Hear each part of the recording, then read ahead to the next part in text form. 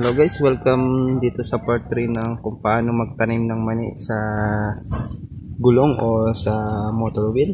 Kung nakikita nyo guys, yung ating mani is na isang nabulok dito. Ibig sabihin nito guys is magulang na itong nasa ilalim, pero hindi pa natin siya hugutin guys, dahil yung iba nating mga mani guys is pagulang pa lang.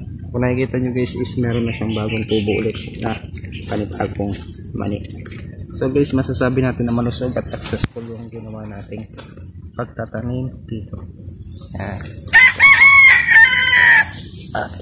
Isa medyo napunta lang dito na bagay din na natin siya naalaga. So guys, punta naman tayo dito sa ating pangalawang gulong. So hindi rin natin siya naalagaan guys, no? Ang nakikita nyo guys is meron na siyang bunga. Yung ating isang ang bunga-bunga niya. Medyo hindi pa siya magulang. Tapos ito guys, yung ating isa is meron na rin.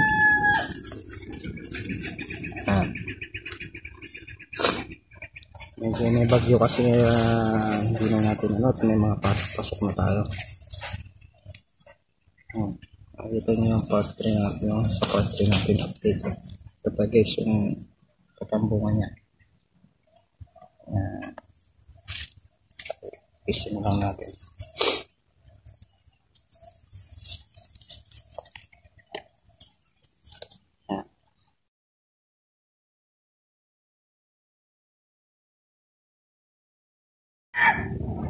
Kung nakikita nyo guys is tinanggal na natin tong nabubulok na ng mani guys, no? At makikita natin na may tumubo na rin dito guys. Bali tinanggal ko to guys at nakita ko guys na may laman na nga itong ating mani. Ayan. Yung guys yung kanyang laman. Bali tumubo na rin, hindi ko kasi napansin dahil busy ako guys, no? Kaya muna natin siya dito. Ayan guys yung mga bunga niya guys. Guys, bunga ng ating mani. Sabi natin na successful yung ating ginawa, pero hindi pa natin makapisto dahil meron pa siyang tayong ibang ginagawa at medyo busy pa tayo. Ang mga next week ay ma-harvest na natin ko. Nakita nyo, yung isa ka natin bunga. Masasabi natin na successful yung ating ginawa. Okay, hayaan muna natin siya dito. Natin siya kakakalit.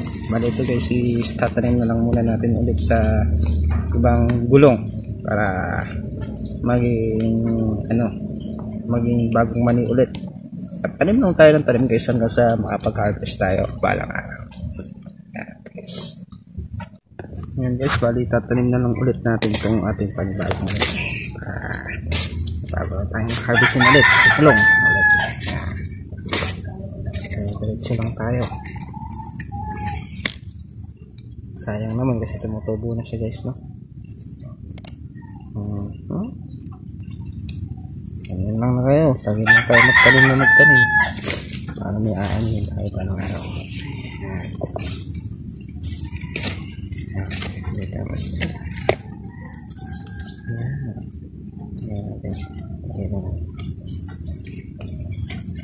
Tapos tabi siya ng ating labanos. Yung labanos natin is medyo hindi alangan kasi maulan, kaya hindi siya nagkakabunga. Masyadong kasi ang labanos kaysa tubig, hindi na kaya sobrang tubig. Isa naman sa masayang is tanim lang natin.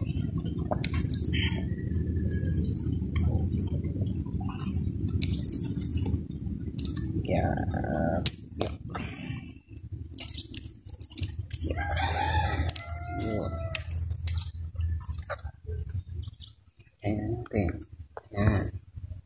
Isang buto. Pendit natin. Ang isang naman is tatanim natin dito.